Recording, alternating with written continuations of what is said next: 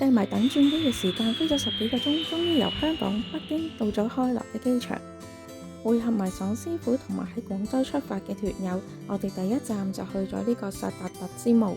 呢一個其實只係我哋途經嘅一個路過嘅打卡嘅景點。咁呢一個紀念碑呢，其實就係由呢個薩達特總統下令興建嘅。佢個特色之處呢，就係由4條花崗岩嘅斜柱形成一個好似金字塔形狀嘅紀念碑啦。而斜柱上呢，就係刻有71個由阿拉伯文嘅名字，係愛嚟紀念歷次中東戰爭中捐軀嘅埃及將士啦，同埋喺1973年10月戰爭嘅犧牲者。咁其後因為1981年薩達特總統喺閱兵儀式上面遇刺，其後安葬咗喺呢個紀念碑下方嘅墓室而聞名嘅。咁參觀完呢個紀念碑，我哋就坐旅遊巴去食我哋嘅第一餐埃及嘅自助午餐啦。咁呢間餐廳呢都裝修得好靚嘅，雖然領隊呢同埋爽師傅都大力推薦呢個芒果汁啦，但係呢我就試咗我最中意嘅士多啤梨汁，果然係好濃郁，酸酸甜甜，係好好味噶。但係至於嘢食呢，對我嚟講就不過不失啦。食完午餐就當然係開展第一日嘅行程，就係去呢個大埃及博物館啦。咁呢度正門出邊嘅特色呢，就係有一條懸浮咗嘅方尖碑喺度啦，而外牆呢，就係由好多嘅三角形嘅圖案組成嘅，係代表3個代表永恆啦、無限咁樣。而導遊同我哋講解 Misra 呢個字喺古代先係代表埃及，唔係我哋而家用緊嘅 Egypt 啊。而呢一條方尖碑嘅特色點解係懸浮喺度呢？係因為刻咗嗰個帝王嘅名稱嗰個印章呢，就原來發現喺呢個方尖碑嘅底部。而門外呢個小河嘅設計呢，就係代表咗尼羅河啦。而外牆呢一啲有一個個橢圓形圈住，跟住有好多古埃及文嘅印章呢，我哋就叫做法老嘅王名框啊，佢英文就叫 cartouche。咁呢一個呢，其實就等於好似我哋中國人嘅玉璽咁啦，即係好似一個圖章咁樣呢，其實就係代表一個圈住，跟住入邊啲古埃及文呢，就係寫住法老王個名。咁所以其實喺好多雕像啦，甚至乎木乃伊棺木出面呢，其實都會見到好多呢啲 cartouche 嘅。有時一個像入邊可能有幾個喺佢膊頭啊、腰間啊、手臂都會見到有呢啲 cartouche 喺度咯。咁一入場最宏偉嘅呢，就係見到一個好大個嘅拉美西斯2世嘅雕像喺度。我自己就冇去過舊嘅埃及博物館，咁但係新呢一個大埃及博物館對我嚟講呢，都啲展品擺得幾闊落，都有足夠嘅空間俾遊客去睇嘅。只不過遊客真係有少少多啦，咁亦都好貼心地，每一層呢都有一個打斜嘅，好似電梯咁嘅輸送帶，每一團嘅人都可以用呢個輸送帶去喺呢度側邊去睇呢啲嘅展品啦，或者自己中意嘅可以上樓梯去睇呢個展品，亦都可以。同時間呢，佢側邊亦都有 lift 嘅，方便輪椅嘅傷殘人士啦，可以乘搭呢個 lift 可以上一層咁樣去睇呢一啲嘅展品咁樣咯。咁呢一度呢，就分開咗好多個唔同嘅房間啦，就分別係唔同嘅展館啦。而其中一個領隊最推介我哋睇嘅，一定係講到圖坦卡門啦。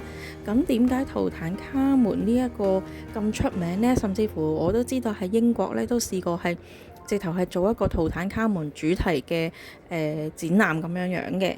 咁圖坦卡門呢，就係古埃及第18個王朝嘅法老王啦，佢係9歲就繼位，但係呢去到18、19歲左右呢就離世，係比較短命啦。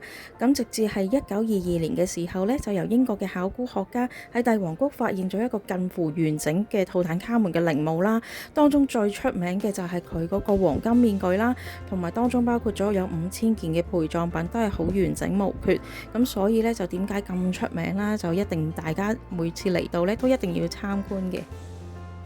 咁呢度展品介紹嘅文字除咗英文之外呢，就仲有日文。咁點解會咁嘅呢？原來呢，呢一個大埃及博物館係日本有份出錢幫佢哋起嘅。呢個雕像嘅特色呢，就係佢對眼睛用嘅物料好似一啲水晶形成嘅。究竟當其時嘅技術點解可以做到咁神奇嘅呢？當其時嘅工藝呢，真係可以做得好仔細、好精細，就好似有一種叫做雪花石嘅東西啦。呢一啲石頭其實都硬嘅，但係佢哋可以雕到，尤其是啲碗啊、花樽呢，可以好薄，亦都透光。呢一個就都係另外一個好神奇嘅地方。而家呢一個碗就係好靚嗰啲透光嘅雪花石雕成嘅。仲有呢一啲石棺啦，全部都係一塊個完成，唔係砌出嚟嘅，係成個圓塊嘅石雕出嚟嘅。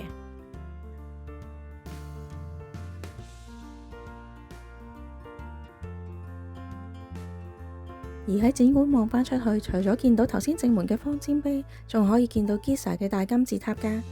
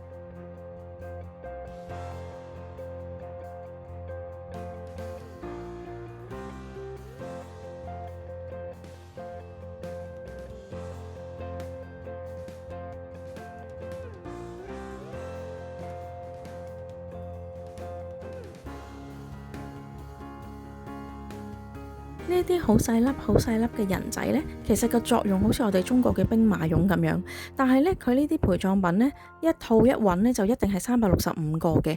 咁點解係咁樣呢？導遊就解釋呢一啲呢，其實呢就係代表工人咁樣，係每一個就服侍法老王一日咁樣嘅，所以法老王就365日都有人服侍啦。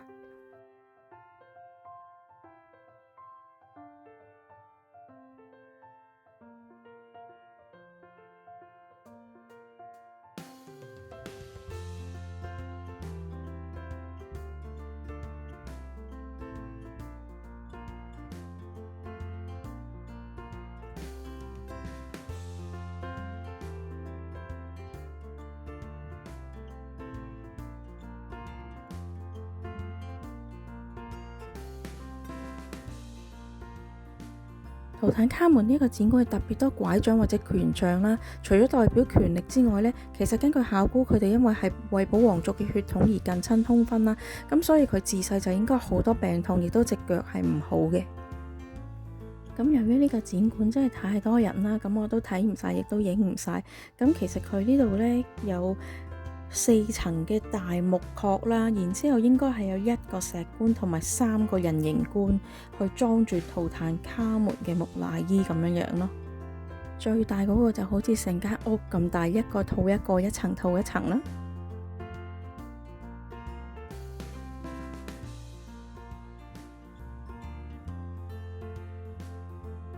呢張凳嘅圖案就係顯示緊圖坦卡門嘅妻子幫佢搽緊一啲精油啦，好恩愛咁㗎。呢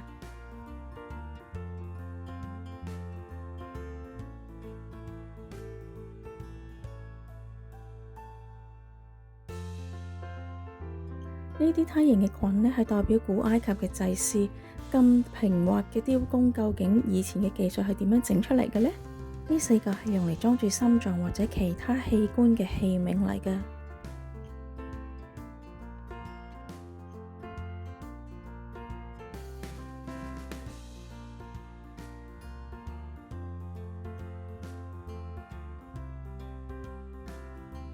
出到嚟呢個驚喜位呢，就係有一個好多個 Semet 獅子女神石像嘅水池啦，好舒服。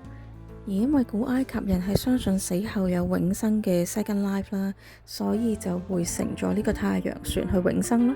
呢邊就係大埃及博物館啦，中間出咗嚟駁咗個水池啦。呢度嘅展館就係睇個太陽船嘅，係另外一個細展館啦。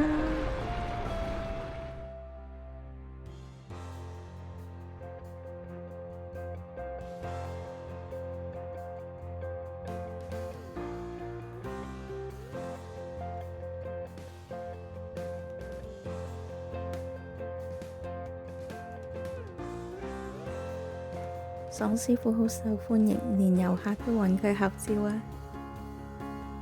參觀完博物館，跟住嘅行程就係返酒店啦。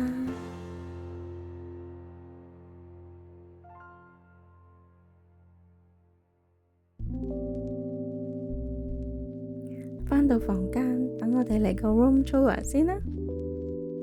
房間都好闊落，亦都夠晒我哋2個人擠喼。仲有個好靚嘅露台添。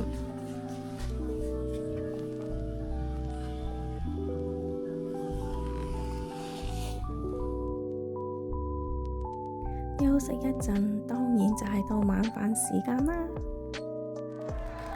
喺呢個旅程當中呢，咁啱就係團友 Anna 同埋 Yankee 嘅生日，所以領隊新意就好好人咁幫佢哋安排咗一個生日蛋糕啊！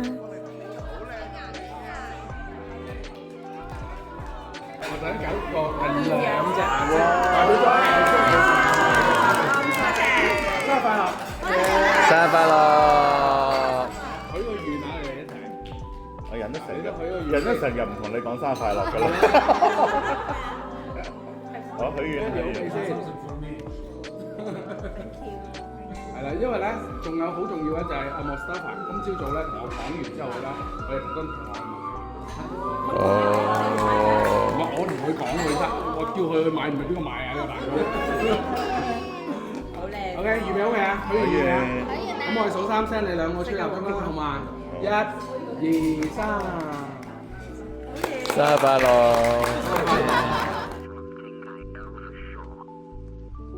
第1日嘅行程就喺歡樂嘅氣氛底下完結啦。